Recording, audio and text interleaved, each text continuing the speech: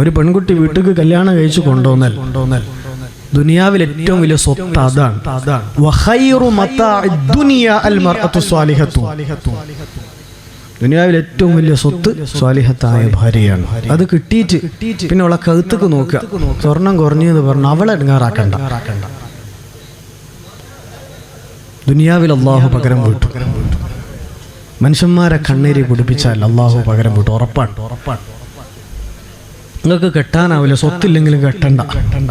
വേറെ പല പരിപാടിയും നോമ്പ് വെൽക്കാൻ അള്ളാഹു പറഞ്ഞിട്ടുണ്ട്.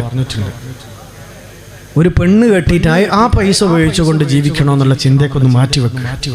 കാലമൊക്കെ മാറിയിട്ടുണ്ട്. അള്ളാഹു നമുക്ക് ഈമാൻ സലാമത്താക്കി തരട്ടെ. അള്ളാഹു നമ്മുടെ ഖൽബിൽ ഈമാൻ സലാമത്താക്കി തരട്ടെ. മനുഷ്യരായി കാണും. 200 പവൻ കൊടുത്ത് കല്യാണം കഴിഞ്ഞിട്ടുണ്ട്. അമ്മായിമ്മ ഖബറിലെത്തിയിട്ടുണ്ട്. അമ്മായിമ്മന്റെ കാതിന്ന് അവസാനത്തെ സ്വർണ്ണം എടുത്തു വെച്ചിട്ടാണോ പറഞ്ഞു വിട്ടത്. ഈ ഒരു സാധനത്തിന്റെ പേരിൽ എത്ര കുടുംബത്തിലാ കണ്ണീരുള്ളത്. ഇന്ന് അവസാനിപ്പിച്ചു. അള്ളാഹു വിടൂല. കല്യാണം കഴിപ്പിച്ചു കൊണ്ടുവന്ന ആ പെൺകുട്ടി സ്വന്തം മോളാണ് എന്ന് അമ്മായിമ്മമാര് കരുതണം.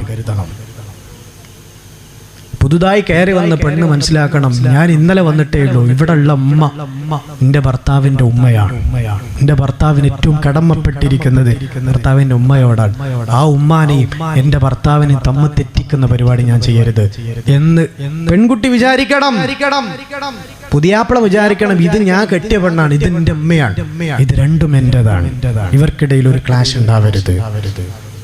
ആണത്തത്തോടുകൂടി ഇടപെടണം. ഓരോരുത്തരും പരസ്പരം മനസ്സിലാക്കണം. നമുക്കും കുറച്ചു കാലം കഴിഞ്ഞാൽ മക്കളുണ്ടാവും, പെൺകുട്ടികളുണ്ടാവും. ഈ പെൺകുട്ടിനെ വേറൊരുത്തിന് കെട്ടിക്കൊണ്ടുപോകും. ഞാൻ ഇപ്പൊ ഒരു പെൺകുട്ടിനെ കഷ്ടപ്പെടുത്തിയാൽ ഭാവിയിൽ എന്റെ മകൾക്കും ഈ ഗതി വരാൻ ചാൻസ് ഉണ്ട്. അതല്ലെങ്കിൽ എനിക്ക് തന്നെ ദുനിയാവിൽ അള്ളാഹു കഷ്ടപ്പാട് തരും എന്നൊക്കെ മനസ്സിലാക്കാം.